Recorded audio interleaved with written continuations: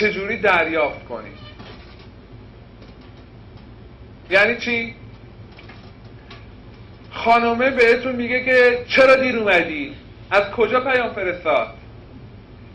والد سرزنشگر. اون که تعیین نمیکنه شما با کدوم شخصیتتون اینو بگیرید، اون فقط پیامش از اینجا فرستاده، تا اینجاش قبول. این تیکش دست شماست که با کدوم شخصیتتون پیامو بگیرید. اگه با شخصیت والد سرزنشگرتون بگیرید چی بهش میگید؟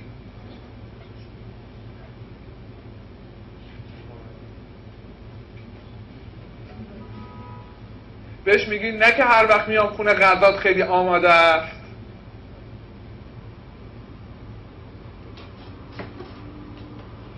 اگه با والد حمایتگرتون بگیرید الهی بمیرم امروز خسته شدی حتما.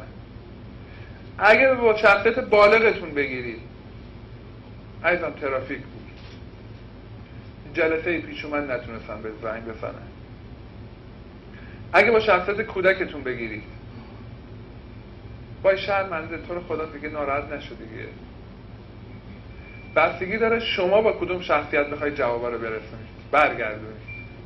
و امکان داره 4 بار شما با والد سرزنشگرش اون میفرسته، شما با هر کدوم از شخصیتایی که بخواید مدیریت میکنید پیامو میگیرید، برمیگردید